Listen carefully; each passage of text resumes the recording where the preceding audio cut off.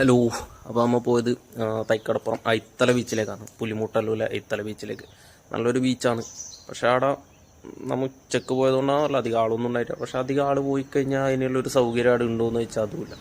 വണ്ടി പാർക്ക് ചെയ്യാനുള്ള വലിയ സൗകര്യമില്ല. വലിയ സൗകര്യം നല്ല സൗകര്യമില്ല. പിന്നെ എന്താണ്, ബീച്ചെല്ലാം നല്ല രസമാണ്. കുറേ മരവും പുലിമുട്ടും എല്ലാം ആയിട്ട് നല്ല രസമാണ്. പക്ഷേ എന്താണ്, പോയവർക്ക് അറിയാം അതിനുള്ള സൗകര്യമോ കാര്യങ്ങളോ ഒന്നും അവിടെ ഇല്ല. ആകെ 2-3 ചെറിയ കടകളിലും. ഇനി എന്തായാലും ഒന്ന് വീഡിയോ ആണ്, എന്നിട്ട് അഭിപ്രായങ്ങൾ ഇങ്ങോട്ട് പോയിട്ടുണ്ടെങ്കിൽ അതിൻ്റെ നിങ്ങളുടെ എക്സ്പീരിയൻസ് എല്ലാം ഒന്ന് കമൻ്റ് ആയിട്ട് അടിക്കും. മാടായിക്കാവുന്ന നമ്മൾ നേരെ പോയത് ബീച്ചിലേക്കാണ്.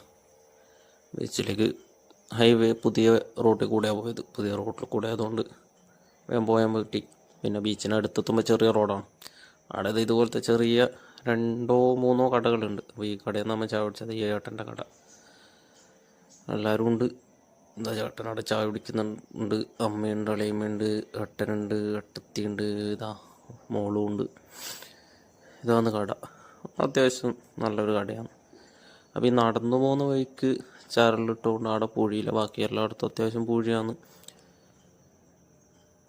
നല്ല തണലുണ്ട്. ബീച്ചിനിപ്പുറത്ത് കുറേ മരമല്ലായിട്ട് 1-2 ഊഞ്ഞാലുണ്ട്. പക്ഷെ അതിൽ എപ്പോൾ വേണമെങ്കിലും പൊട്ടി വീഴാം. പക്ഷെ മൊത്തം കാടാണ്. ഇതാണ് അവസ്ഥ. ഇതൊക്കെ ഒന്ന് വൃത്തിയാക്കി സെറ്റാക്കി കുറേ കടകളൊക്കെ ആയി കഴിഞ്ഞാൽ സെറ്റപ്പാണ്. വേക്കല ഏട്ടനും വരുന്നുണ്ട്. ഓളുണ്ട്, ഏട്ടൻ്റെ മോളുണ്ട്. അടിപൊളി ബീച്ചാണ്. പക്ഷെ നാട്ടപ്പോയി ഇന്ന് വെയിലത്ത് പോയതുകൊണ്ടാണ് നല്ല വെയിലാണ്. ആ പുല്ലുമുട്ടിൽ കുറച്ചാൾ ചൂണ്ടയിടുന്നതല്ലാണ്ട് വേറെ ആരും ഇവിടെ വരലില്ല എന്ന് തോന്നുന്നു. ഇത്രയും നല്ലൊരു ബീച്ചാണ്.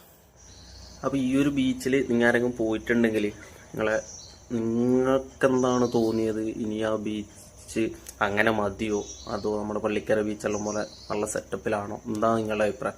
ഒന്ന് കമൻ്റ് അടിക്കും.